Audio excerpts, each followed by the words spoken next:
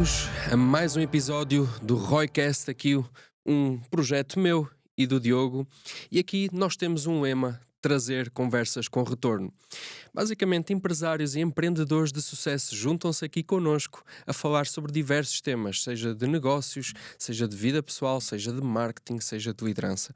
E são alguns assuntos, efetivamente, que nós vamos tratar. É verdade, Daniel. E o nosso convidado é muito especial hoje. Nosso convidado é um arquiteto tornado empreendedor, fundador da Mini NASA, da newsletter 1% e do podcast Sistema. Especializou-se na criação e otimização de serviços e negócios digitais e ao longo do caminho desenvolveu um especial interesse no impacto que os processos e sistemas têm no crescimento das empresas.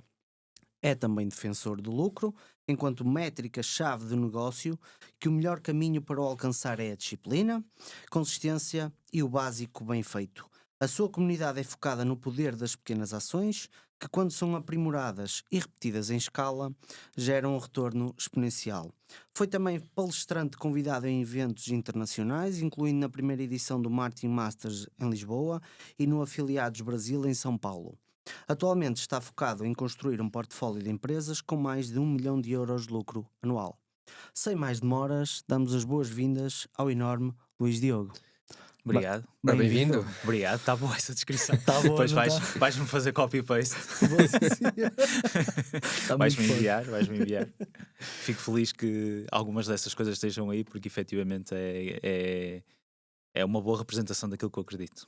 Muito bem, perfeito. Muito bem. Eu acho que normalmente esta apresentação ela é feita para te criar aqui o fator surpresa, mas quando tu começas a falar logo aqui Meninás, 1%, logo no início, acho que desmistificou-se logo E vamos toda a perceber, surpresa. vamos perceber o que é isto. O que é Exatamente. Meninas, o que é a newsletter 1% e o podcast Sistema também. Muito bem. Bora lá, vamos à pergunta mais difícil. É a mais Bora. difícil de todas esta. Quem é o Luís? Que dizem os teus olhos, É Luís? quase isso. Olha, está ali representada uma parte. Eu acho que durante os últimos anos, até sem certo ponto em demasia, vivi para empreender. Desde que eu deixei a arquitetura, foi claramente onde eu depositei muito do meu foco. Mas obviamente eu tenho outros princípios, aliás, os princípios que regem a criação do negócio são os meus princípios pessoais e eu gosto de dizer agora que sou um pai muito babado. Tenho uma esposa incrível e isso para mim é o pilar máximo daquilo que eu estou a construir. À par disso, adoro ler, acho que na escrita e nos livros eu encontro-me, tenho a oportunidade de falar com muita gente, ou de ouvir, neste caso, ou de ler, e isso para mim é fundamental. Foi aí que eu descobri grande parte do mundo e é onde eu dedico muito, muito tempo, cada vez mais. E tudo aquilo que eu estou a construir no negócio, tendencialmente coloca-me ainda a colocar mais pressão aí, porque é aquilo que eu quero fazer. Eu quando olho num espaço de 10 anos, isso de certa forma traduz o que eu dou prioridade ou aquilo que eu valorizo, eu vejo-me a estar muito tempo com os meus filhos e a escrever livros. É isto que eu me vejo a fazer. E isso está muito relacionado com esses dois pilares que depois acabam por ser equilibrados com o desafio. Eu adoro o desafio, adoro estar no desconforto, daí também o tentar provocar outras pessoas e o negócio traz-me isso. É continuamente desconfortável, ao mesmo tempo é a sistematização junto com uma componente criativa. Eu vejo-me como artista, aliás, é essa a referência que a minha filha diz quando o que é que o pai faz, é artista, porque tudo aquilo que eu tento fazer, sobretudo agora, que se calhar eu estou numa fase da minha vida onde eu tenho condições, e a Meninás é o primeiro projeto onde eu tive condições para fazer exatamente da forma como eu acredito que deve ser feito.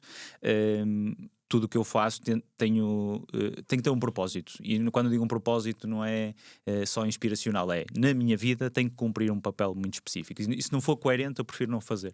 Então isso acaba por trazer um desafio extra, não é? Que tem que se criar um negócio que tenha capacidade de atrair, que tenha capacidade de converter, reter e de dar lucro, ao mesmo tempo que tenha a capacidade de ter ali algo maior do que só a componente estratégica e financeira, e eu gosto de viver nesse desafio.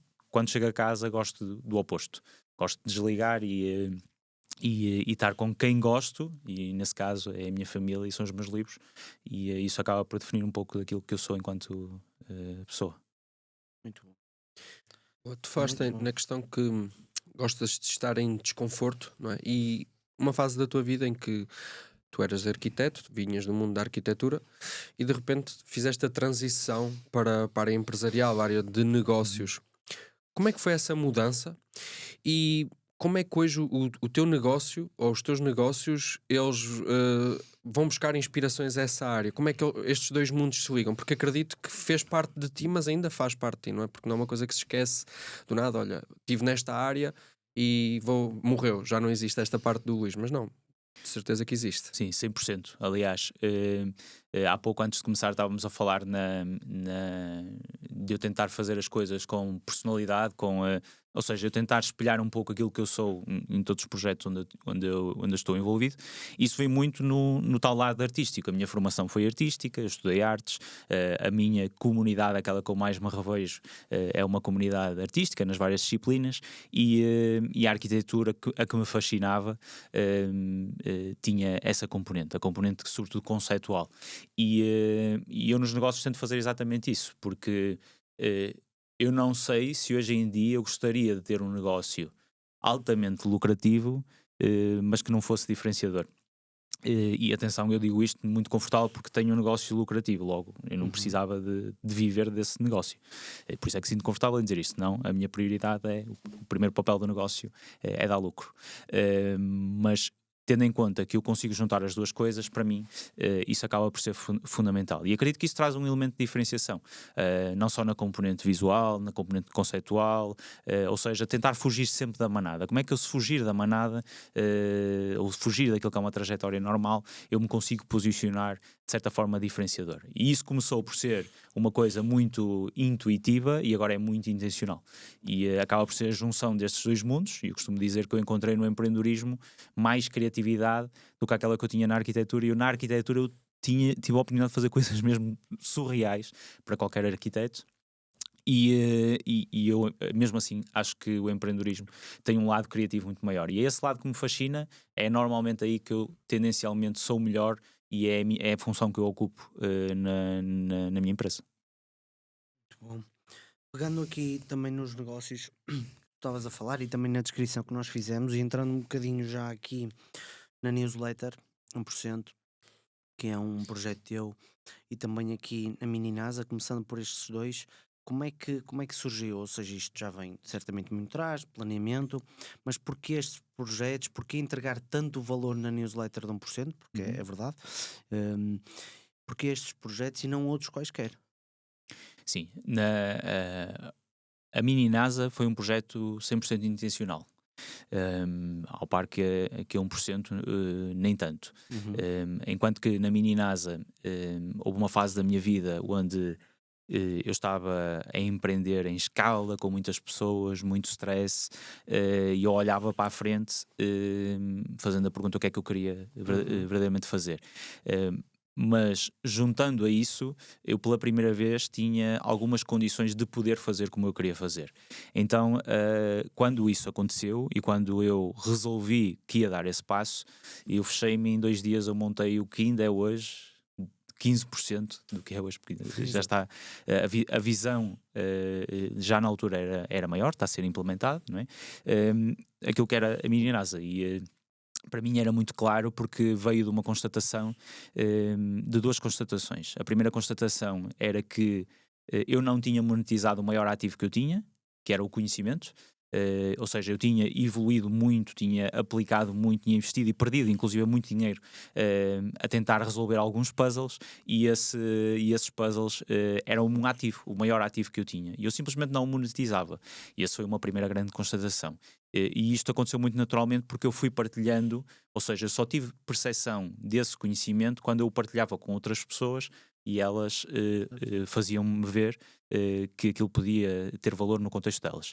E a segunda constatação foi eu entender que eu tinha um prazer enorme em colocar desconforto nas pessoas. E o desconforto tem muito a ver com um lado muito emocional que eu sempre tive, nunca controlei e sempre foi algo negativo na minha vida, mas quando eu apliquei essa mesma energia em pessoas que queriam evoluir, eu senti que era bem recebido e quando essa minha provocação gerava resultados na vida das pessoas, isso deixava-me mesmo muito feliz. Então a junção do conhecimento na área dos serviços com o desconforto foi a ótica e a tal premissa para a Mini NASA, que tinha como objetivo ser um ecossistema que começou na base da formação, é o início, começou na base da formação, porque eu nunca conseguiria dar ferramentas a quem não está educado para a forma como os serviços e no digital têm que operar. Então a educação foi o primeiro pilar a ser construído e agora está a ser construída a componente de software e a componente de serviços que vai criar e construir um ecossistema para serviços digitais que queiram aplicar grande parte do conhecimento e da metodologia que eu apliquei. E esse foi o propósito, ou seja, fechar um capítulo, pegar no valor de 8 anos da minha jornada como empreendedor, construir um produto em função desse conhecimento e ajudar serviços a atalhar, ou seja, quase que aquilo que eu gostaria de ter tido quando eu comecei a jornada, para não ter que passar todas as etapas que eu passei. Um produto criado, autónomo, com uma equipa muito boa, percebi desde cedo que isso tinha que ser fundamental e 100% autónomo. Então é também para mim a primeira vez que eu vou testar aquilo que eu acredito que é um negócio lucrativo que não depende de mim, e quem está dentro do ecossistema percebe que aquilo as componentes onde eu estou são estratégicas, mas a empresa funciona sem mim, e isso também é engraçado, porque é um puzzle, não é? Que eu estou a brincar, estou a explorar e a perceber como é que funciona e a testar todas as minhas variáveis, todo o conhecimento que eu tenho. O projeto de 1%, ele nasceu com uma forma de eu passar conhecimento às outras pessoas, e eu sempre tive uma postura no conteúdo, no conhecimento, que vem de uma constatação que eu tenho tido, porque enquanto que na Mini NASA eu desenhei e estou a construir, na 1% eu meti-me e fui descobrindo o porquê é que eu faço dessa forma, porque é que eu escrevo dessa forma, porque é que eu entrego e coloco tanta energia. E a primeira resposta foi porque eu não sei fazer de outra forma. Pronto, então aquilo na realidade é se calhar uma maior representação da minha personalidade do que até a Mini NASA, porque a Mini NASA obviamente é algo que não é o Luís Diogo. Eu simplesmente fundei e agora já é bem maior do que eu sou. A 1% não, é um espectro claro da minha personalidade, e foi evoluindo a minha própria. Eu fui experimentando muita coisa, aquilo tem que ser uma prancheta para poder experimentar. Eu fui experimentando muita coisa e sentindo aquilo que eu percebia que criava impacto nas pessoas, mas ao mesmo tempo aquilo que me dava prazer. Então a Mini NASA entra num espectro, de eu vou construir um negócio lucrativo de alto valor, com um excelente produto que não dependa de mim. O 1% entra numa ótica de é isto que eu me vejo a escrever daqui a 10 anos, é isto que eu sei que certamente me vai acompanhar durante muito mais tempo. E isso deu-me asos Agora aqui é um exclusivo, nunca falei sobre isto. Exclusivo. Isso deu-me asos à criação do novo projeto, porque eu fazia essa pergunta que é o que é que eu defendo? Okay. Na minha NASA eu sei o que é que eu defendo, sei aquilo que eu não defendo, está aí bem explícito na introdução que tu fizeste, isso é aquilo que a Mini NASA defende, aquilo que eu comuniquei e eu acredito no mundo dos negócios. Mas eu acho que nem só os empreendedores querem evoluir. Acho que existem muito mais pessoas que querem evoluir. Eu comecei a perceber isso na newsletter, que eu tinha médicos, que eu tinha pessoas que trabalhavam na empresa de outras pessoas, simplesmente querem evoluir. E simplesmente não estão bem no conforto e percebem que pode existir mais nos vários aspectos, sendo que o mais e o maior depende de cada pessoa. E então eu comecei a entender isso, comecei a entender que o desconforto podia ser aplicado não só aos negócios, mas também provocar algum desconforto na vida das pessoas. Isso é um bem muito maior, é um impacto muito maior, tanto para mim a nível de fulfillment, como para as pessoas a nível de impacto, e isso deu origem a uma reflexão que é: eu estou cansado do imediatismo e eu estou mesmo a fazer um investimento grande para combater isso, que eu acho que vai ter repercussões que eu sinceramente acho que nós nem a nível de sociedade não temos consciência, e acho que a newsletter é a primeira tentativa de eu falar para quem quer dedicar tempo para aprender, para quem percebe o valor de parar, ler, refletir e ajustar ao seu contexto, e acho que isso vem os livros, não é? Vem daí. A newsletter tão extensa, com às vezes 5, 6 horas de pesquisa, vem daí, e o sistema também vem daí, e então isto deu-me um sentido de maior clareza sobre qual é que é o meu papel enquanto Luís Diogo na sociedade, o que é que eu posso entregar. E a newsletter nasce de uma forma muito genuína, mas agora tenho muito mais clareza daquilo que vai acontecer, e estou numa de combater o imediatismo e entregar as coisas com estrutura, profundidade, porque eu acho que é fundamental a passagem de conhecimento de geração para geração. E se nós não tivermos cuidado nos veículos que nós utilizarmos para passar informação, como por exemplo este podcast, onde temos tempo para explorar ideias com profundidade, nós vamos acabar na superficialidade. O problema da superficialidade é que vai anular conhecimentos seculares que foram passando de geração para geração, que não vão passar para as próximas gerações. Eu acho isso muito mau, muito grave. E no que depende de mim, eu vou fazer um forcing para garantir que quem quer tenha uma plataforma para se poder questionar e aprofundar os vários temas. Força, Daniel. Seja, hoje, Luís, o teu propósito nasce um pouco de causar desconforto, seja nos negócios, seja na vida pessoal, seja as pessoas que querem evoluir possam sentir esse desconforto. Houve algo no teu discurso que eu peguei e que eu queria aprofundar aqui um pouco, que foi a questão de que nem sempre foi bem aceito ou era visto como algo negativo, não é? Que a questão do desconforto, e hoje tu consegues aplicar isso para pessoas que querem efetivamente causar o desconforto. Não queres falar um pouco sobre isso? Porque é que não era bem aceito? Porque na realidade eu não consigo provocar esse desconforto de uma forma genuína se eu não sofrer com os teus problemas. E isso é uma característica da minha personalidade. Imagina, se tu me apresentasses aqui um desafio, é como se ele fosse meu. Eu ia lutar por ele aqui naquilo que eu acreditava que era a melhor perspectiva. Não é a perspectiva certa, era a minha perspectiva sobre aquele assunto.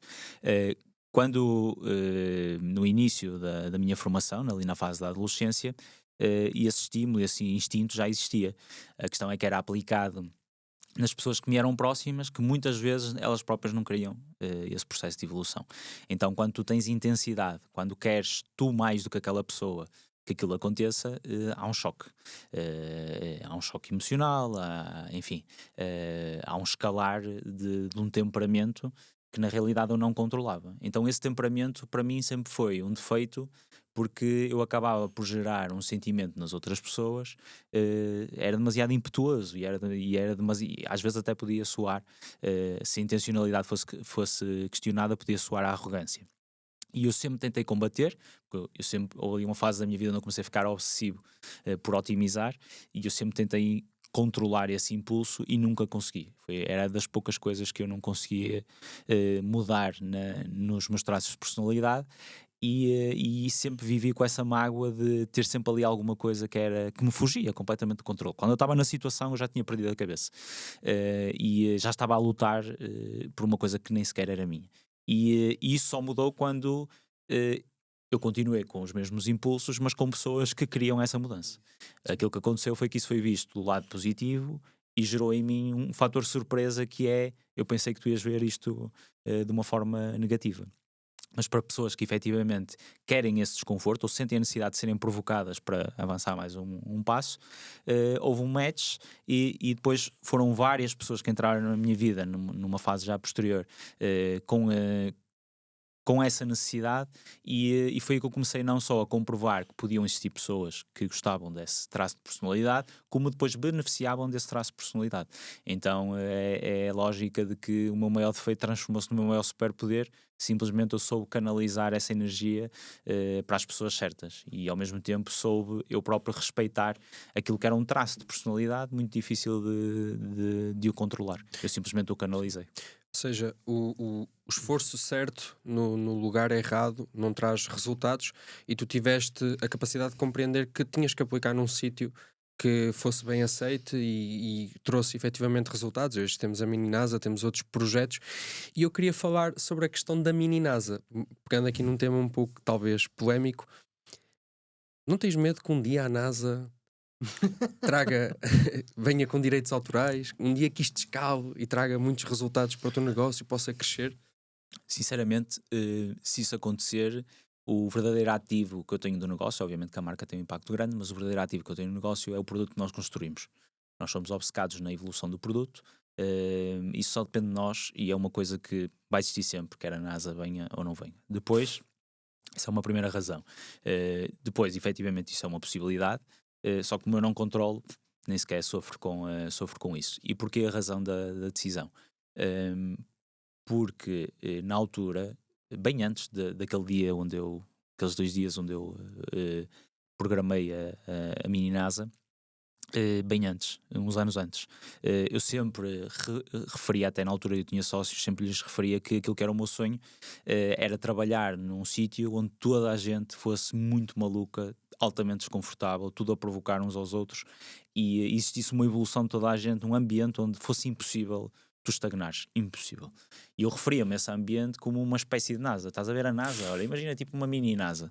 Era exatamente assim como me referia, porque no espectro de onde existem esse tipo de pessoas, a NASA para mim é uma referência.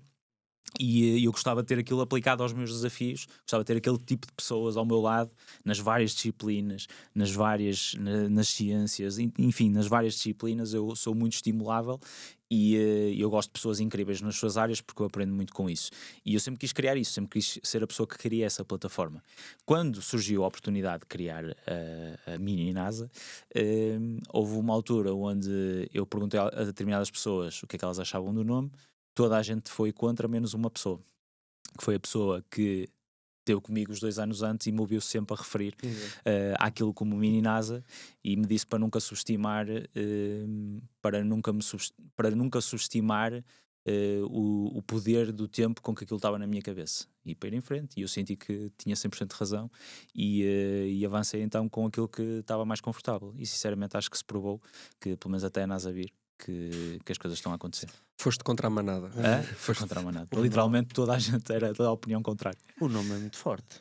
Sim. O nome é muito forte. Eu gosto bastante do nome. Mas não foi pensado no sentido Pois, de ser mas forte, memorável. A Ou... longo prazo. Foi eu pensar, sinto eu ficar. olhar e dizer assim, eu revejo-me nisto. Exato. E agora falaste de um novo projeto, mas recentemente lançaste um podcast Uhum. que se chama Sistema. O porquê desse podcast, tendo em conta que também já tens outros projetos, o que é que tu sentiste que faltava no mundo, na sociedade, para lançar isso? Pronto, o projeto, o sistema, nasce como o primeiro produto desta linha que eu falava, de ir contra a superficialidade, o imediatismo e por aí fora. É por isso que o podcast leva, é 1 hora e tal. Exato.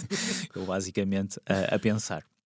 E tem muito a ver com isto, que é o primeiro projeto que eu decidi criar dentro deste coletivo, que é a forma como eu olho para esta marca que vai ser lançada.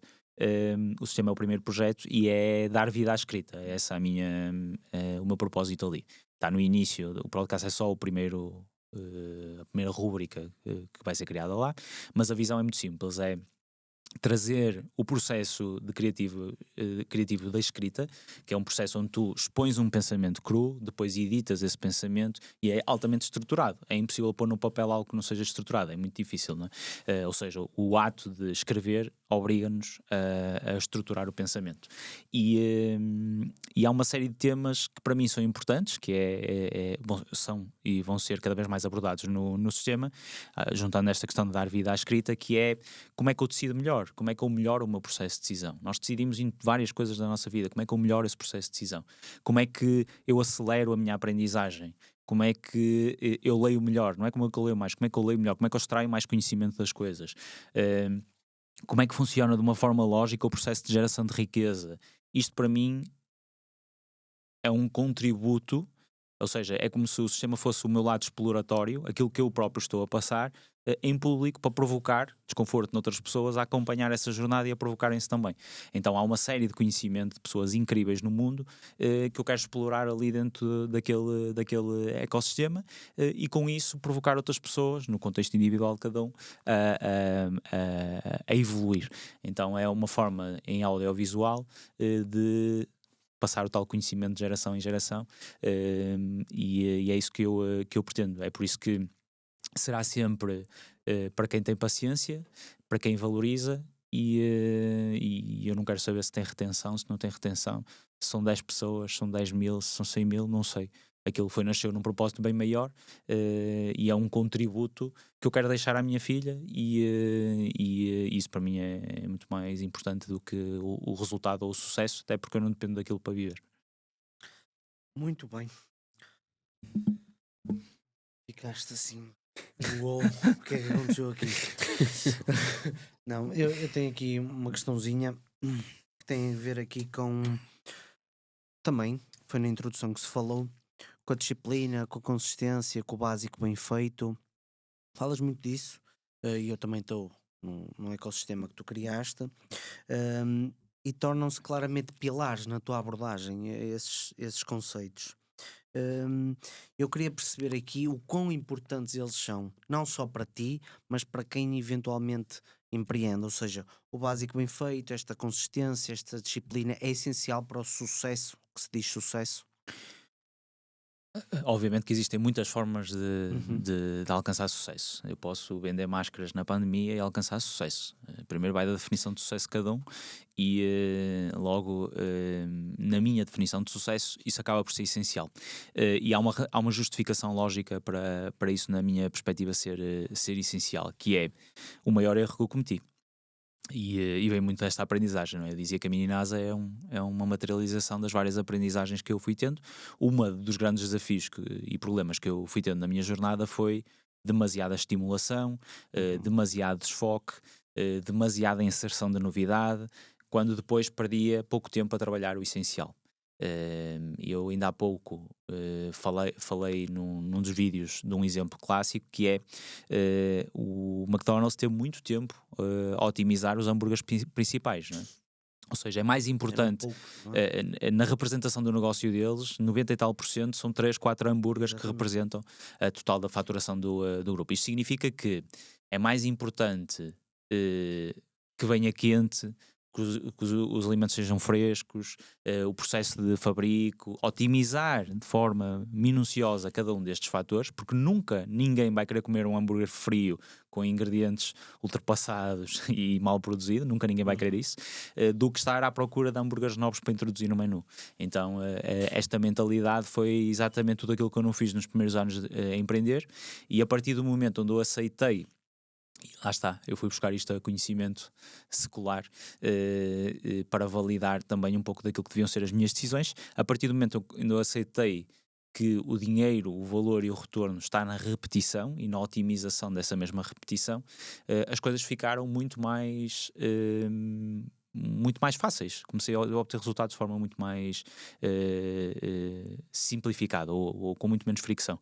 E se nós olharmos para aquilo que é repetir o essencial, estamos a falar só podemos repetir o básico, porque é isso que vai alimentar o negócio.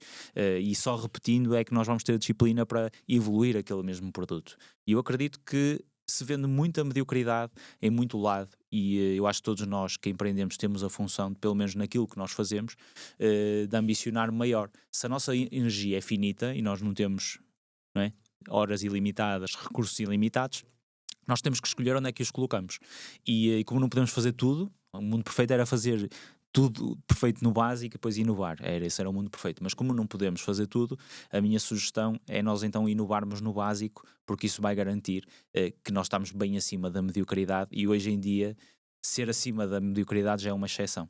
E os negócios fazem exceções, e nunca conheci um negócio que perdurasse no tempo, que tivesse clientes insatisfeitos ou produtos que não resultassem. E estavas a falar no McDonald's, e eu lembrei-me aqui de uma curiosidade sobre eles. Sabes qual é que é o produto em que eles têm mais margem de lucro? Falando em lucro, que é algo que tu abordas nos teus pilares. Não faço a pequena ideia. Provavelmente nos upsells que eles fazem, nos gelados, nas batatas, Nas bebidas. É exatamente vidas. nas batatas. Nas batatas. Nas batatas, o básico bem feito, não é? Aquela batata que é fácil Fa- descascar uma batata, cortar e fritar, não é? Mas não há batata como aquela. Exatamente, o básico bem feito. É verdade. Onde Não há ganham nenhuma mais dinheiro. igual, não é? E se a batata vier fria, o hambúrguer podia Isso. ser uma maravilha, tu vais-te queixar. Exatamente. Pronto, Exatamente. e o gelado nunca tem tanta importância como tem, por exemplo, as batatas, a cola Sem e o dúvida. hambúrguer Sem numa dúvida. refeição. E há, pronto, já quem Sim. defenda que se eles não vendessem as batatas, possivelmente McDonald's não seria a cadeia que hoje seria. Não tenho dúvida, e eu acho que isso tem muito a ver com a identificação daquilo que era a experiência que eles queriam para o cliente deles. Mas aquilo que é incrível é, imaginando eu naquela situação, como é que se aguenta 30 anos com 2 Exatamente. hambúrgueres ou 3 hambúrgueres, Exatamente. não é? Como é que se aguenta? Nós não aguentámos um mês, já nos apetece criar logo outro e criar um hambúrguer novo, e a seguir agora vou criar uma cadeia de gelados e agora vou criar uma...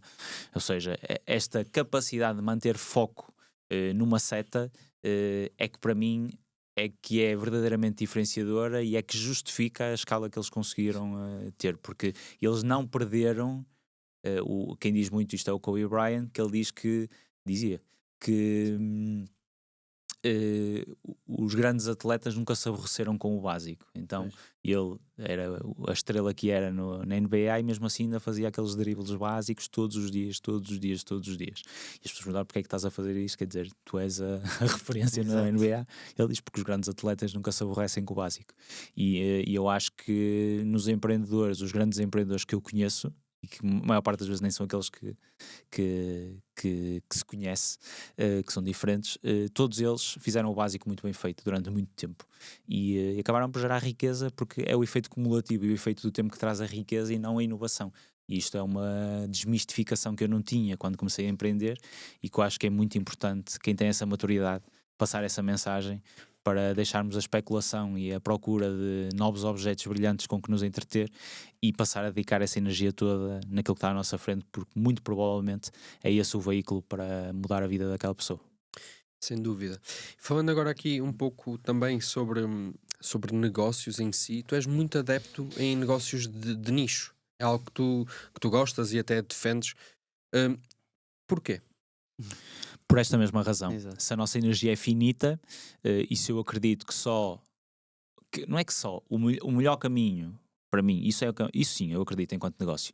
Existem dois tipos, não é? Eu posso lutar por preços e temos muitos exemplos de sucesso a fazer. Eu não sou bom nesse campeonato, eu sou bom no campeonato de valor acrescentado, ou seja, no campeonato de valorizar aquilo que eu entrego.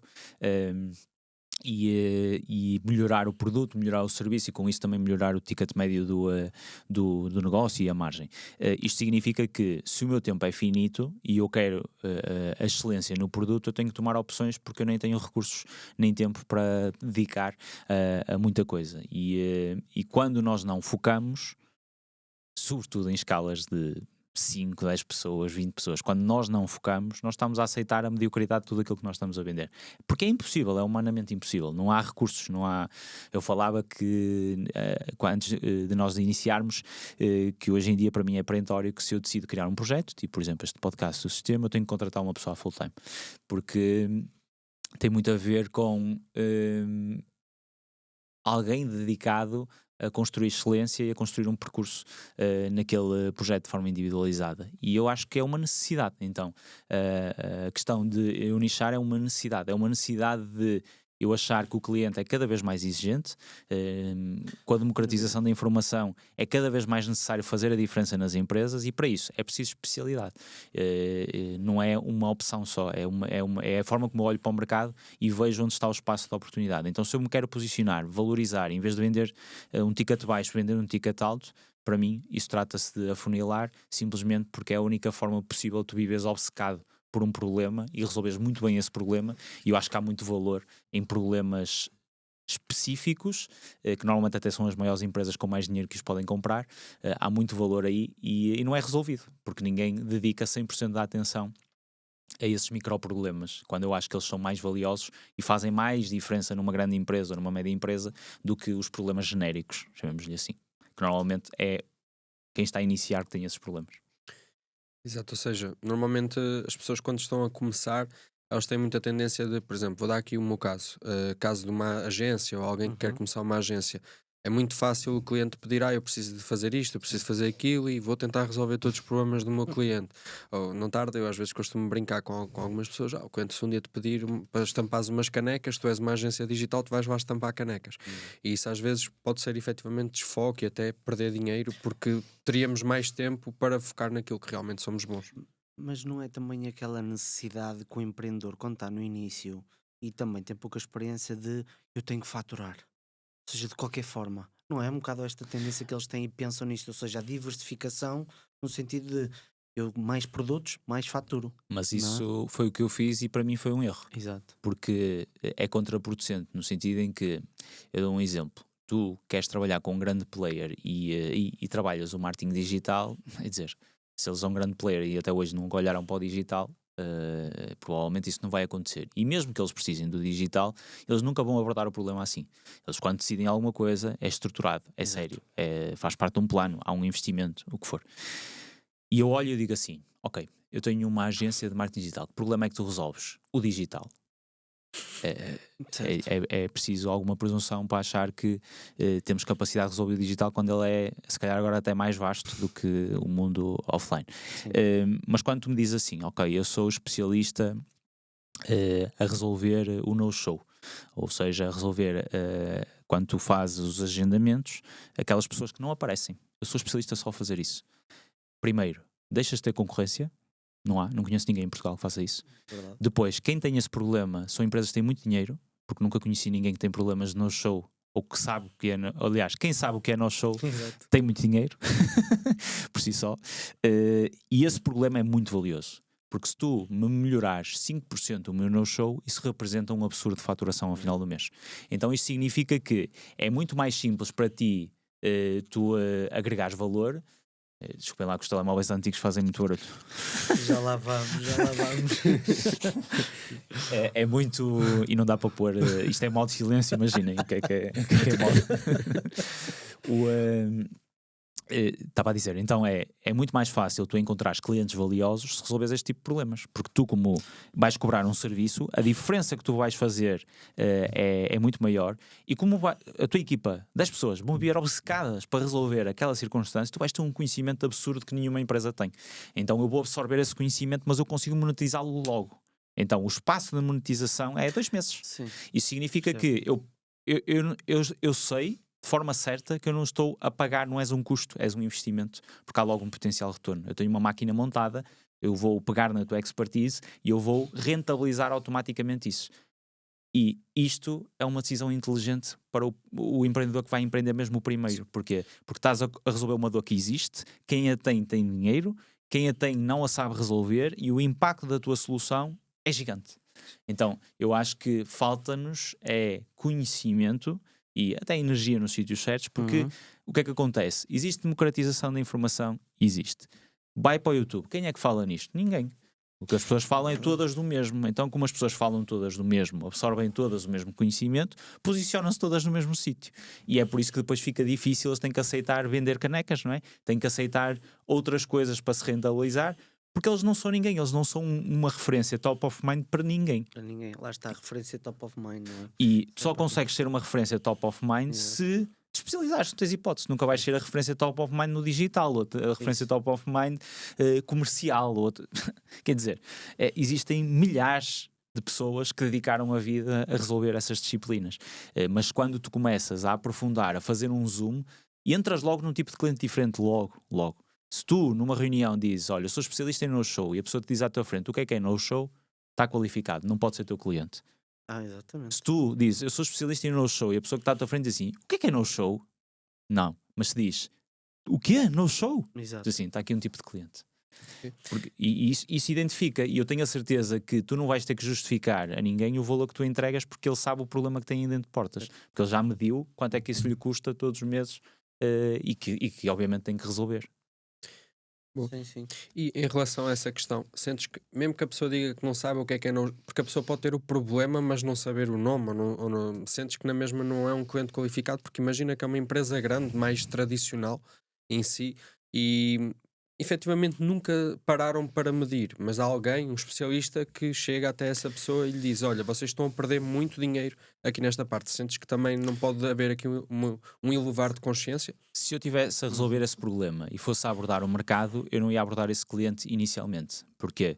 Porque esse cliente, eu iria ter que educá-lo para a dor. Apesar de ele ter esse problema dentro de portas, eu iria ter que educá-lo para a realidade desse problema. Quando existe já muita gente no mercado à procura de uma solução para esse mesmo problema, que é quem já sabe essa terminologia. Então, eu claramente nos primeiros 2 anos de negócio, eu focaria-me em resolver o problema para quem anda à procura de uma solução, e é muito mercado que anda à procura de uma solução, porque isto é uma dor em várias disciplinas, e depois sim, preocuparia-me em quem tem o problema, mas não anda à procura de uma solução, e aí iria ter que educar as pessoas com terminologias, enfim, e ia ter que fazer um processo de funil, né, de afunilamento de educação um pouco maior para educar, mas eu só faria isso depois de uma oferta validada no mercado que já anda à procura, que para mim também é outro erro clássico que os empreendedores cometem, que é não ajustam a comunicação para quem efetivamente está preparado para pagar. Certo. Focam-se mais em criar consciência, talvez numa fase inicial, isso tem um caminho longo. Exatamente. E eu acho que tem muito a ver com falta de confiança. Tu, para seres o maior especialista de no-show em Portugal, basta dedicar 2 semanas da tua vida inteira, todos os dias, a absorver todo o conhecimento digital que existe, em inglês, não é? Porque em português é raro, em inglês que existe sobre o no-show. Tu vais fazer a diferença em qualquer empresa neste país. Qualquer empresa. Qualquer empresa. Só que as pessoas menosprezam isto. E, primeiro, não têm a energia nem a paciência para se dedicar 2 semanas inteiras a falar sobre este microtema ou a aprender sobre este microtema. Mas isso seria diferencial em qualquer empresa em Portugal. Qualquer empresa em Portugal. Isso não vai de encontro muito ao que tu falaste inicialmente do imediatismo. Ou seja, as pessoas que querem resultado rápido, estar a pensar num negócio desses sem conhecer sequer e dedicar-se esse tempo sem a certeza de resultado, não é? Se calhar é um bocadinho isto. Se calhar é por isso que se calhar muita gente não faz, ou a maior parte das pessoas não faz isso. Tem a ver com a imaturidade, porque se tu decides empreender e estás à procura do fácil, barato e rápido, Exato. a minha sugestão é não empreendas. Pronto, não tenho outra sugestão a dar. Não é hipótese. Porque isto tem a ver com, todos passamos por isso, tem a ver com a imaturidade de entender o que é verdadeiramente o ato de empreender. O ato de empreender é criar valor, não se cria valor rápido. O valor demora a ser criado, o valor não é imediato, o valor não vai ser assim. Criar valor não é simples, não é fácil, não tem que ser fácil.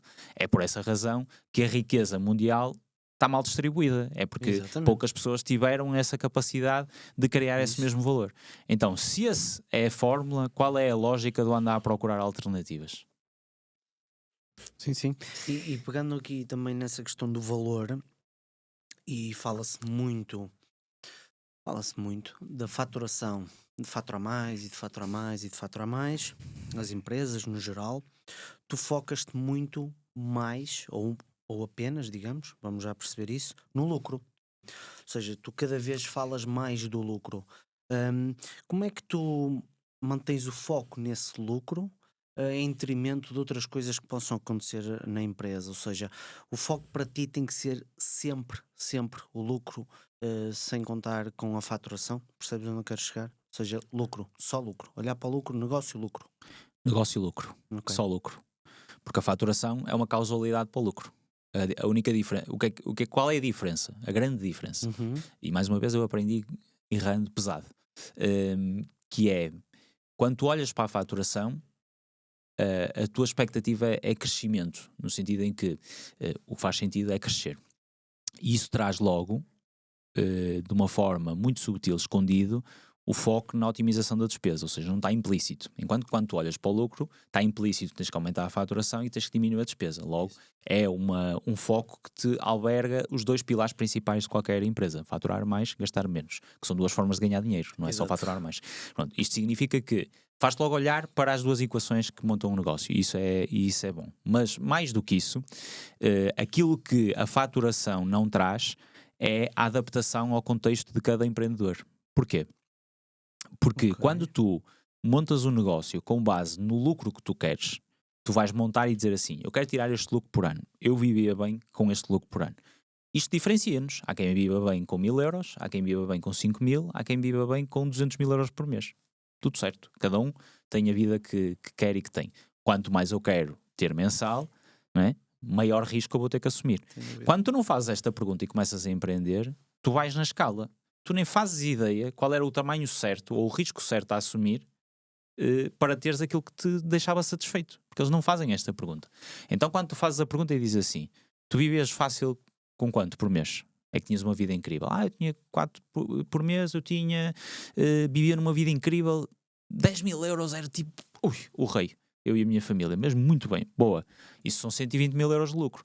Que negócio é que tu tens que criar para dar 120 mil euros de lucro por ano? Porquê é que esta pergunta é importante? Porque depois vais fazer a pergunta seguinte, que é: qual é a margem que eu dou no meu negócio, ou que negócios é que eu vou criar? Há negócios com 50% de margem liberta, logo só precisas de faturar 240. Há negócios com 10% de margem liberta, logo tens que faturar 1 milhão. Okay? Isto significa que o risco que tu assumes é proporcional à ambição pessoal que tu tens. Quando tu não colocas o lucro na equação, parece pequeno faturar 240 mil euros. Isso. Sim. Então, eu conheço muita gente que fatura 5 milhões, Sim. ok? E que não tira 120 mil euros de lucro por ano. Exato. Então, a lógica de só lucro é porque te faz olhar para o sítio certo. O que é o sítio certo? É aquele que tem impacto na tua vida, que é para isso que compensa assumir o risco de empreender. Porque empreender é dos atos mais arriscados financeiramente que existem. Logo, se é dos mais arriscados, controla o teu risco. Primeiro ponto, controla o teu risco. Vai só até onde precisas de ir, até à escala que tu precisas de ir, porque se vives bem com 10 mil euros, o teu negócio tem 50% de margem liberta, faturas 240 mil euros. Qual é a lógica que tu queres crescer? Sim, Sem dúvida. É mais Qual é a problemas, justificação? não é? Só estás a conquistar problemas. Exatamente. É só o ato do ego É o ego. de crescer mais. Então, se deixarmos de falar de faturação e passarmos a falar de lucro, todas as nossas vidas vão melhorar. Não tenho dúvida disso.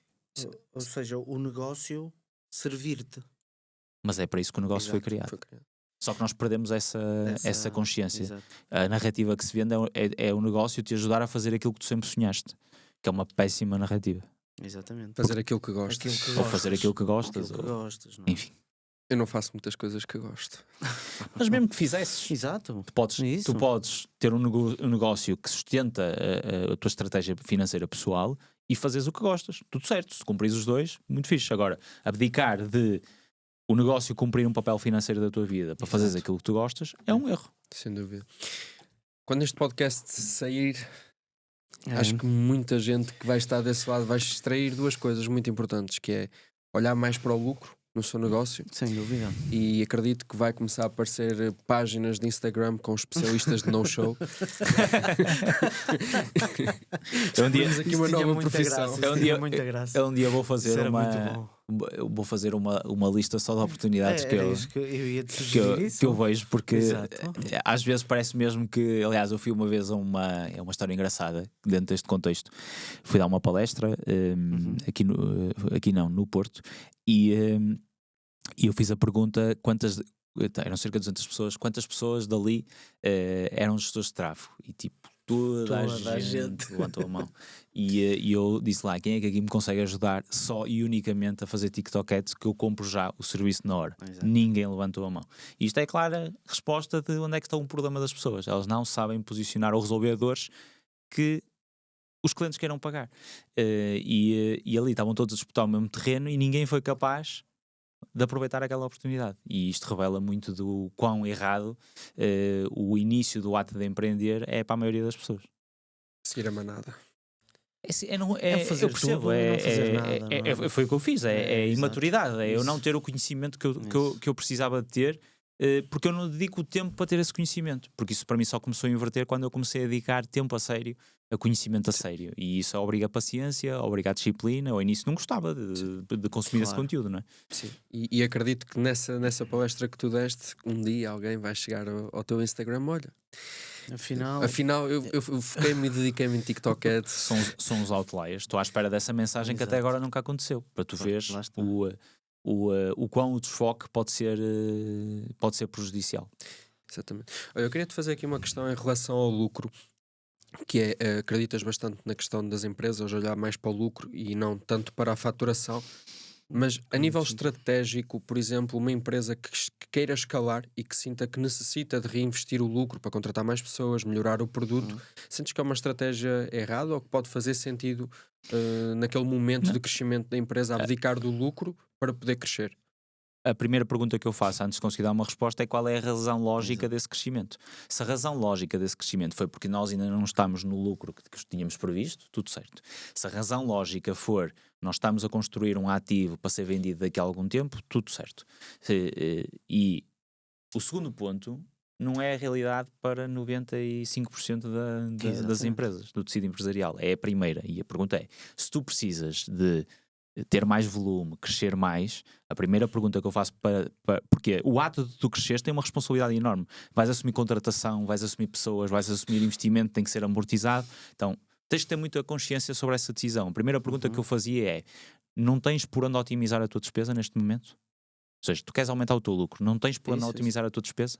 Se tu já tiveres feito todos os exercícios de otimização, primeiro, eliminar, segundo, automatizar, se tu já fizeste todo esse trabalho, então acho que existem empresas que têm essa necessidade de continuarem a crescer o volume porque precisam de mais lucro. Mas é uma opção. Isso. Não é a ordem natural das coisas. ok? Tem que se colocar estas perguntas a sério. Crescer pelo ato de crescer, qual é o sentido? Aliás, o Warren Buffett fala nisto nos investimentos. É mais importante a perda, controlares a perda, do que o ganho. Quando tu decides, eu vou investir em máquinas, eu vou investir num novo armazém, eu vou investir em pessoas, tu estás a assumir um risco brutalíssimo para potencialmente, se acontecer, tu ires buscar mais retorno. E então mensuramos muito mal o risco que isso tem. E eu acho que nós temos que fazer sempre as perguntas de segunda e terceira ordem para conseguir extrair verdadeiramente se faz sentido aquele movimento ou não. Ou seja, é uma lógica que eu gosto muito do Charlie Munger, que é tentar destruir a ideia logo à partida. Então, a primeira coisa que eu faria, se alguém me provocasse isso, é tentar destruir essa ideia à partida. Se a ideia for sólida e não der para destruir, então é porque é o caminho que nós efetivamente temos que dar. Por isso acho que faz sentido em algumas empresas, se esse for o caminho. O caminho da venda, enfim, isso é um trajeto muito diferenciado para ser uma justificação para a maioria das pessoas. Muito bom. Eu queria tocar aqui num assunto que é uma curiosidade, que falamos em off, que tem que ver aqui com o telemóvel. Ouvi dizer que tu vendeste o teu iPhone. Vendi, verdade? Conta-nos essa história. E já ganhei um almoço à conta disso. É verdade, também sei disso. Conta-nos essa história para o pessoal perceber o porquê e qual o objetivo. Porque isto tem um objetivo grande por trás. Sim, a razão não tem a ver com o telemóvel em si, Isso. não tem nada contra os telemóveis, a não ser com aquilo que eles originam no nosso comportamento. E o iPhone, ou o smartphone, gerava em mim, inibia-me a mim de determinadas coisas que eu percebi que desapareceram da minha vida e que eu valorizava. E isso fez-me refletir sobre não o ato de ter ou as vantagens ou as desvantagens de ter ou não um telemóvel, porque isso é uma discussão que não tem fim, mas muito mais sobre qual é que é o custo da oportunidade. Qual é que é o custo da oportunidade? O que é que eu estou a perder na minha vida pela decisão, até inconsciente, que eu tomei de ter um smartphone?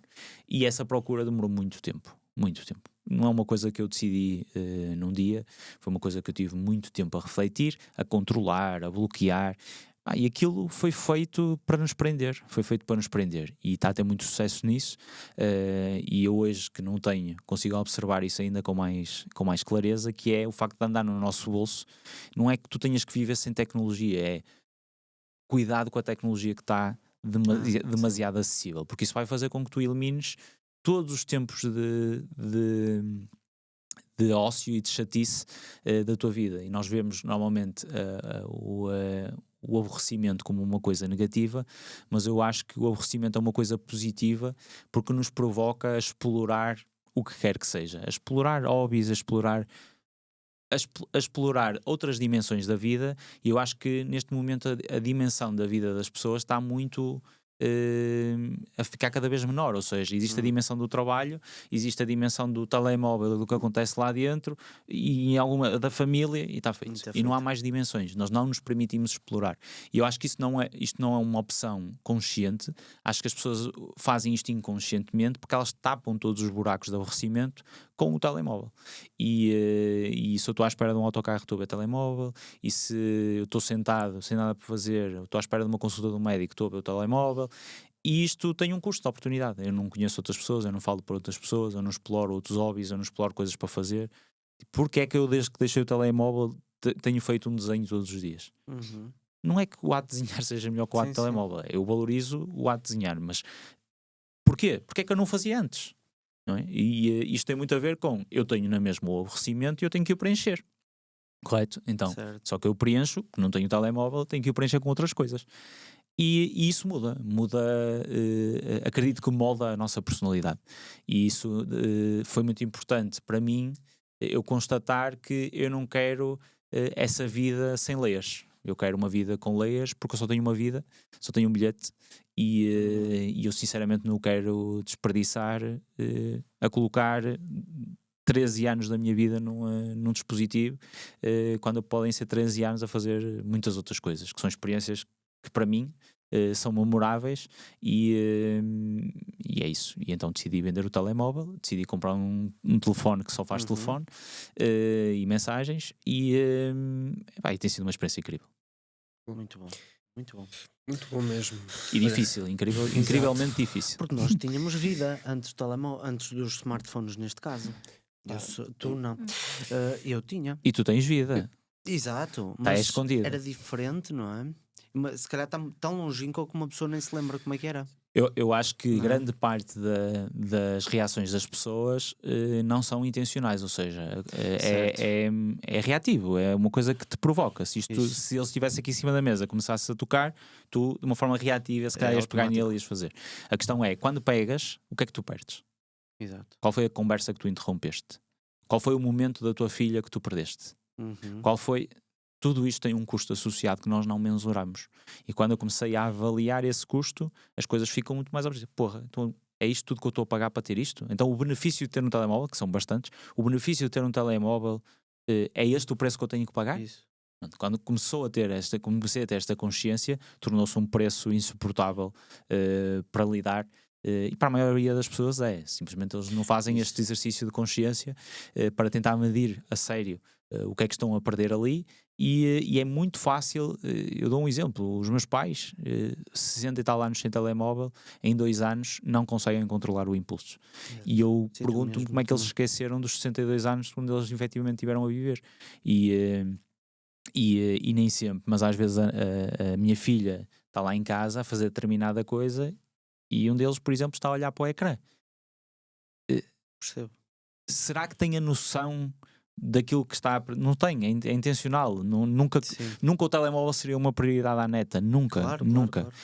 E os meus pais são controlados, a maior parte das pessoas não são controladas, então isto é muito, muito preocupante. Eu acho sinceramente que nós não temos, enquanto sociedade, a consciência das implicações que isto vai trazer, sobretudo as gerações mais novas que nem sequer sabem o que é o antes. Isso. E é pena, porque a dimensão da vida fora do digital também é muito interessante. É incrível. Sem dúvida, até chega a ser um pouco estranho, não é? E principalmente, eu não sei se vocês já tiveram a oportunidade, por exemplo, passar por uma escola primária, secundária, mas talvez secundária, pronto, do 5º ao 6º ano. Antigamente, quando tocava a campainha, não era? Os gritos, berros e não sei o quê, vias as crianças a correr. Hoje em dia, não, toca a campainha, já não ouves nada, é toda a gente sentada a ver o telemóvel e não fazem nada, simplesmente ali toda a gente focada a ver telemóvel, não, parece que não há vida. Não estás num restaurante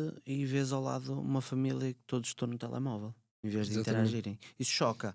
Mas choca-me também as contas, fazer as contas do número de horas que tu usas e depois multiplicar isso. Dão anos, como ele estava a dizer, anos de vida em que tu estás com o telemóvel, em vez de estar a fazer outro tipo de coisas. Isso choca muito e é provavelmente o que faz mais pensar.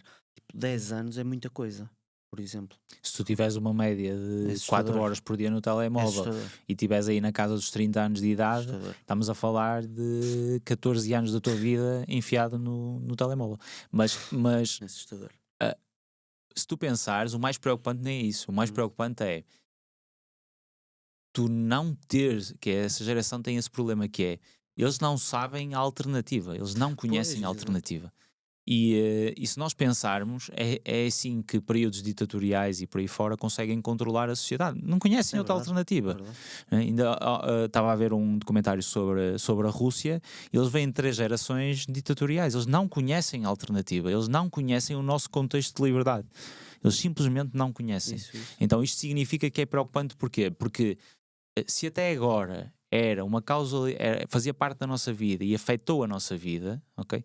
Agora isto molda a sociedade e isso é mesmo grave, porque nós fomos seres para conviver.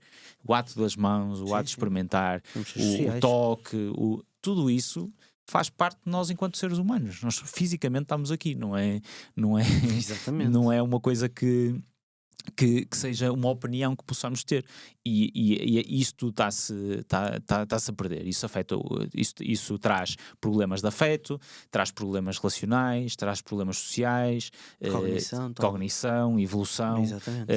E eu acho que esses problemas são superiores ao lado benéfico que existe, e sinceramente procurar o equilíbrio e entre estas coisas todas, é extremamente difícil porque somos nós, individualmente, a combater contra algoritmos muito fortes, muito bem desenvolvidos, altamente sofisticados, que na realidade a única coisa que tem que fazer é matar esse nosso controle emocional de não ir para lá.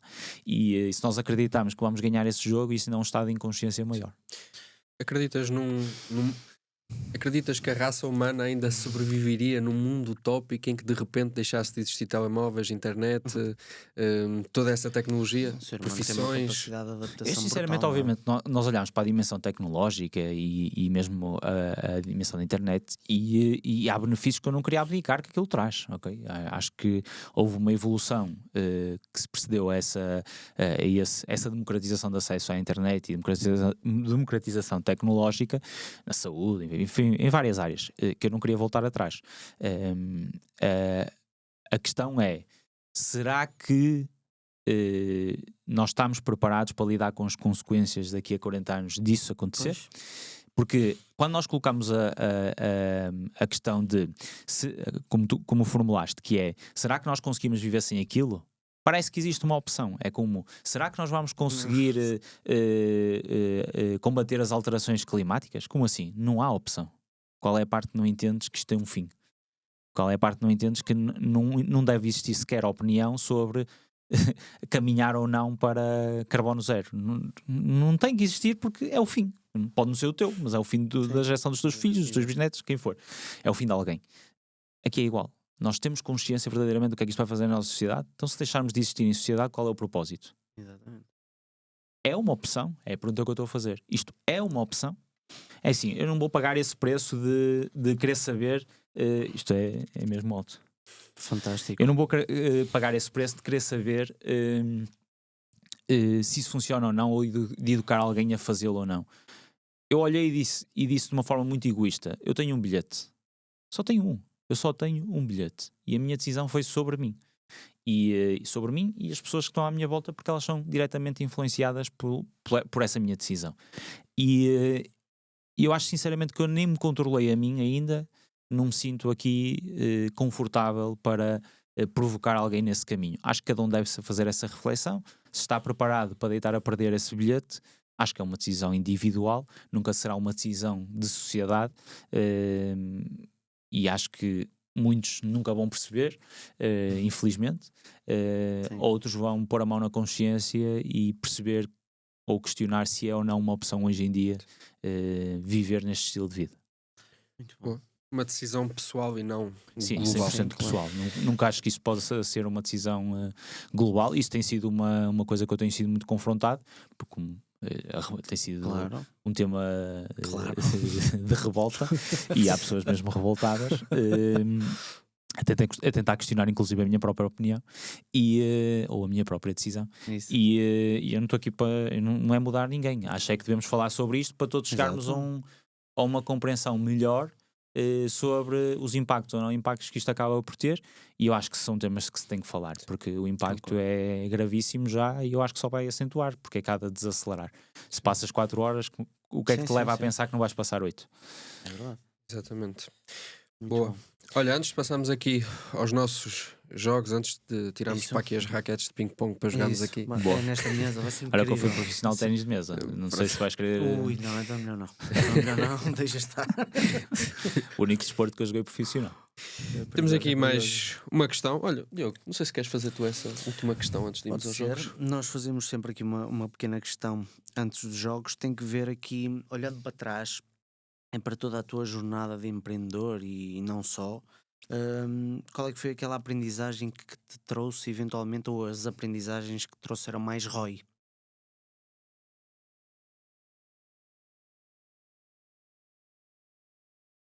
Algumas já falámos aqui, vou tentar certo. complementar, porque acho que são sempre várias coisas, mas claramente o investimento com maior retorno que eu tenho foi o tempo que eu dediquei à leitura, mas de longe é o investimento com maior retorno, e nem é ler muito, se eu pudesse tomar uma decisão, voltar aos meus 25 anos, sabendo que eu queria um trajeto de empreendedor, eu só gostava de ter a lista dos 10 livros que eu vou ler este ano, para os poder ler vezes 50 até ter 30 anos.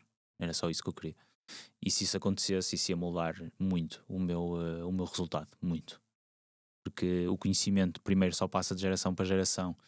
Se for bom, logo, os livros antigos têm sempre muito mais prova do que os livros recentes, e porque é tão difícil encontrar um livro bom, tão difícil encontrar. Eu sei que parece uma afirmação polémica, mas quanto mais lês, mais difícil se torna. É tão difícil encontrar um livro bom, naquilo que é o teu critério de bom, que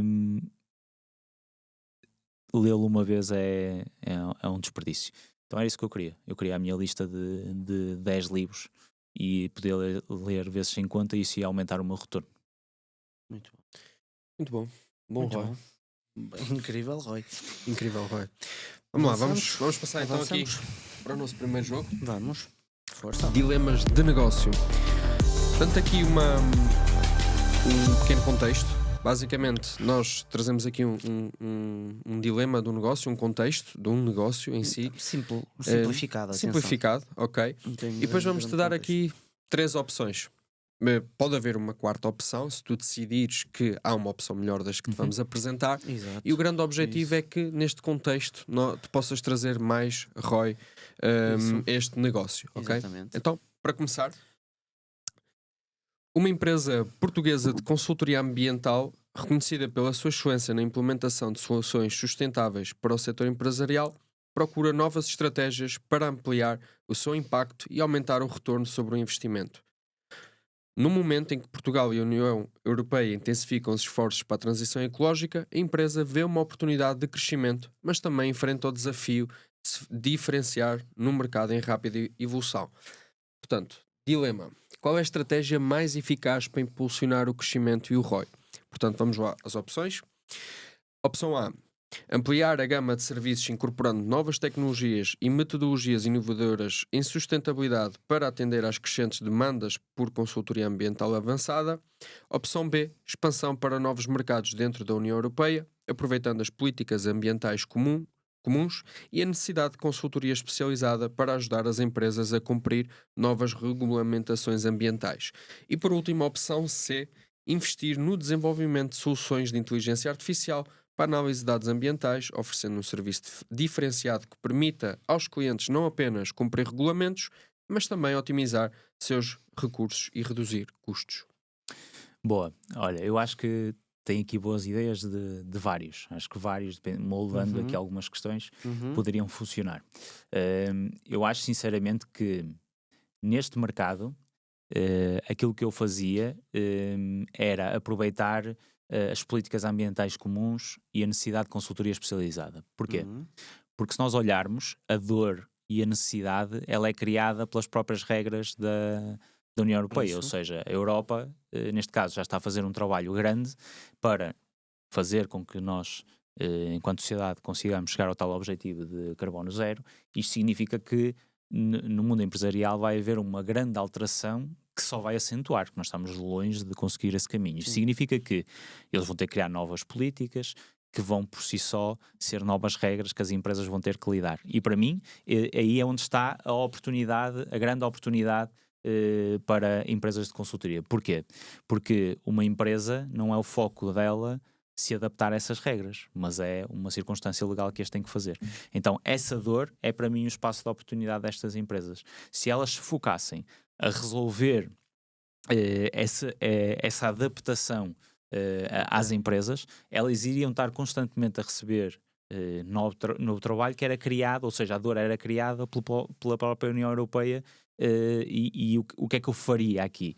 Eu não só seria bom numa gama de serviços apenas, mas isso tem a ver com a política de diferenciação que eu acreditava que tinha que funcionar aqui, ou seja, não tentar albergar tudo, mas se calhar, por exemplo, indústria, e focar dentro das dores que a União Europeia cria que impactam a indústria, que certamente será uma área muito potenciada, e a partir desse momento aquilo que eu faria era não provocar a dor, porque a dor existe, mas dar consciência a essas pessoas que a dor existe. Ou seja, se é uma nova regulação, aquela indústria tem que saber disso. Então o meu papel aqui era ser um veículo de transmissão e acentuar essa dor, porque depois é inevitável que eles tenham que resolver esse mesmo problema logo se fui eu que o eduquei para aquilo que ele tinha que ter, eu sou a autoridade para o ajudar a resolver. E acho que neste mercado em específico, acho que vai haver cada vez mais dores, cada vez mais intensas, mas acho também que vai exigir cada vez mais especialização, porque vai ser cada vez mais vasto.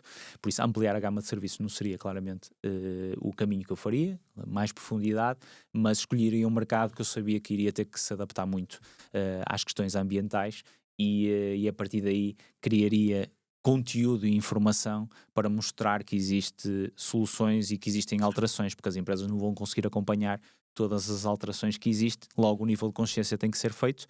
A partir desse momento eu colocaria-me como uma ponte para resolver essa equação, e acho que isso sinceramente seria trabalho para aumentar muito o retorno, porque estaríamos a trabalhar em dores não negociáveis, muitas dores não negociáveis, e num trabalho de autoridade para eu ser identificado como uma pessoa certa para resolver não só essas, mas as dores futuras que possam existir. Então é um negócio que tem sempre novos clientes a entrar, bastante recorrência, porque basta haver mais leis que há recorrência, cada vez mais complexo, logo estar a expandir só vai complicar o desafio da minha resolução, e era isso que eu faria. Muito bom. Por isso, ali uma B, mas acho que não é tanto na questão da expansão, mas sim, seria mais expandir naquele mercado, ou seja, como é que eu vou buscar mais share daquele mercado em específico, e escolheria um mercado, obviamente, um mercado que tivesse em crescimento, ou que tivesse muita mudança. A questão da inteligência artificial, acho que é implícito que é inegável que toda a gente vai ter que aprender a lidar com isso. De qualquer das formas, acho que o produto aqui não é consultoria, o produto aqui é a confiança, no sentido em que saiu esta lei e a única coisa que eu não quero é uma multa, eu não quero ser penalizado porque essas penalizações são gravíssimas.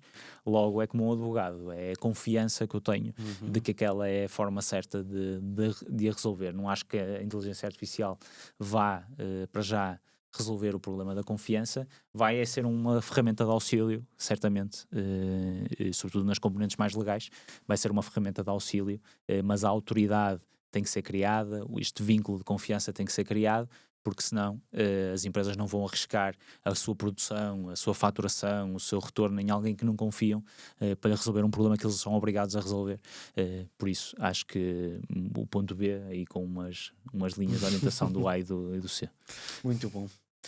Muito bom. Avançamos para o segundo. Vamos lá. O segundo, onde tu vais escolher a tua ROI Team, portanto tu és o dono desta empresa de consultoria ambiental e tens que escolher 4 pessoas para a tua melhor equipa de sempre: um CEO, um CMO, um CFO e um COO. Para quem está lá em casa, executivo, marketing, finanças e operacional. Portanto, eu dizia-vos que a probabilidade de eu não conhecer as pessoas que estão aqui é grande. Nós estamos aqui para esclarecer. Sem ver para baixo, põe para baixo. Ok, os 4? Okay. É que assim. Já vi quem era, mas lá em casa não viram. São 4 que tem que tirar. Sim. Exatamente. Eu estou para aqui a escolher, não sei porquê, vou escolher estes aqui. Tirar aqui mesmo do fundo, que normalmente quando o processo de contratação é sempre muito doloroso. É fácil. Oh, já tenho CEO. Rui Bairrada. Portanto, por ordem, o que saiu: Carolina Deslandes, Clara de Souza, Joana Marques e Rui Bairrada. Conheces?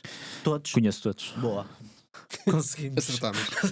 Foi ele que acertou. Pois. Portanto, Conheço CEO, CMO, CFO e um COO. O CEO, fácil. É fácil. É muito fácil. O Sr. Rui Bairrada, claramente, uma pessoa incrível, uma boa inspiração. Aliás, dos bons exemplos em que o conheço em Portugal. Sobretudo pela capacidade que tem de encontrar talento e por mover pessoas num objetivo comum, a capacidade que tem de educar e servir bem. Está escolhido. CEO, fácil. Fácil. Já tem sucesso esta empresa. Já tem. Já está. Que é a pior função, já está. Agora, o que é que o Rui Bairrada queria ao lado dele? É difícil. Olha, é assim, eu vou por exclusão, porque isto aqui primeiro conheço pouco. E conheço não é... É o contexto que temos, não é? Pronto, é um CFO, um CMO e um COO. Um CEO, ok. Então, quem é que daqui faz acontecer?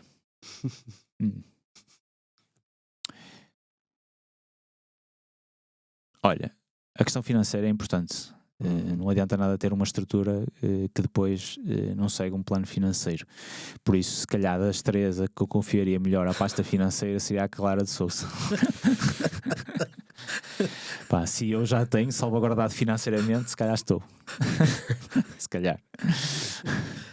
Depois, agora está difícil. Tens o marketing e as operações. Está muito difícil.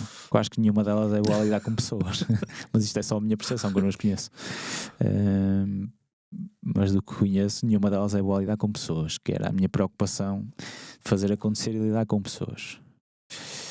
Então, apesar de a Joana Marques trabalhar no componente da comunicação, não significa necessariamente que tenha a capacidade de criar marca. Que era aquilo que essencialmente eu procuro, uma pessoa que tenha a capacidade de atrair, converter e construir um ativo de valor. Então acho que vou pela Carolina Deslandes porque ela fez isso com a marca dela, né? Ela construiu um veículo do início ao fim, com capacidade de comunicá-lo, criar uma identidade e criar uma marca de sucesso. Por isso acho que fica ela com a pasta do marketing. E a Joana fica com a pasta das operações. Se é uma pessoa que faz acontecer ou não sei. Se é uma pessoa que gera bem com pessoas, tem alguma dificuldade. É alguém que cujo trabalho é olhar para o lado negativo, mas olhar para o lado positivo.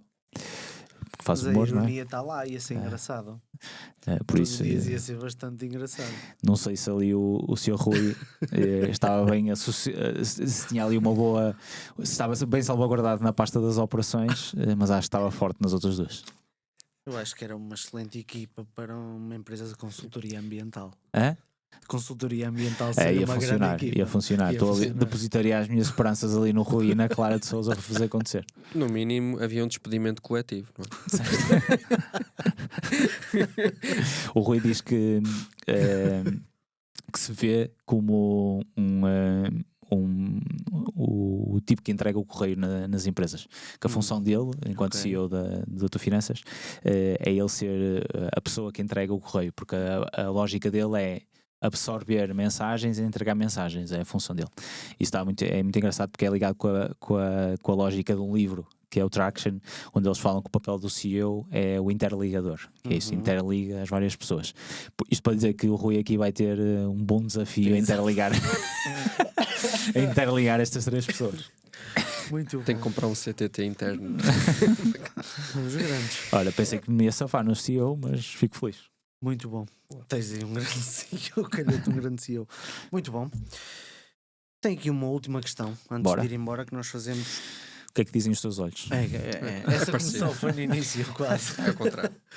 Não, tem mais a ver aqui para o pessoal que está lá em casa e que está numa fase inicial e que pretende empreender, eventualmente criar o seu próprio negócio. Quais é que achas que são aqueles primeiros passos que não devem passar? Passa a expressão. Ou seja, o que é que eles devem pensar em primeiro lugar para ter o maior ROI possível no negócio que possam ter no futuro? 100% da energia numa coisa, escolher uma boa dor que existe. Ou seja, a dor. Primeiro, não escolher nenhuma dor que não existe, tentar educar o mercado. Amigos, não há dinheiro para isso. Esquecer. Segunda, existem dores boas e dores más, fracas, que toda a gente quer desconstruir. Quando toda a gente quer desconstruir, foge. É um bom filtro. Conheces mais gente que faz isso? Foge. Exato. Tenta encontrar algo que tu não conheças ninguém e que essa dor exista, que seja intensa e, sobretudo, quem a tenha consiga pagar. Se isso acontecer, para mim, 70% do trabalho está feito. Porque se ninguém a resolve, a dor existe e a pessoa pode pagar, e tu serves a essa dor, então isso vai funcionar. A partir daí, dedica 100% da tua energia, antes de ir para o mercado, a seres a pessoa que mais conhecimento tem. Pode não ter prática, mas mais conhecimento tem sobre aquela dor específica. Muito bom, muito forte. Muito bom. E despedimos-nos com esta clareza, última afirmação, com esta clareza. Direto ao ponto. Não há escolher uma dor que exista no mercado. 100% de energia e perceber que as pessoas podem pagar. Exatamente. Faz todo sentido. É isso Muito mesmo. Despedimos-nos então aqui. Muito Obrigado, Luís, pela tua Obrigado presença. Muito pelo obrigado. vosso convite. Foi um prazer Foi um enorme. prazer enorme mesmo. Boa, agora tenho reunião de bordo desta empresa. Exato. Prepara-te. Exatamente. Prepara-te. Boa. Agradecer-te a ti também, Diogo, mais uma vez Agradecer. pela tua presença aqui, Obrigado. acompanhar-me aqui lado a lado e agradecer lá em casa quem nos assiste em casa, carro, em todo o lado, Em todo onde lado. for, no Ou ainda barco, vamos no lá com iate. copyright. Cuidado. Exatamente, não, eu acrescentei mais coisas, portanto. Agradecer a vossa presença, a vossa audiência, por vocês estarem aí. Continuem a enviar-nos mensagem, a dizer o que é que vocês acham, que convidados gostariam de ter por cá, comentar, partilhar, tudo isso que vocês sabem que devem fazer. Portanto, agradecer-vos e até um próximo Roycast. Tchau, tchau. Um abraço. Tá feito.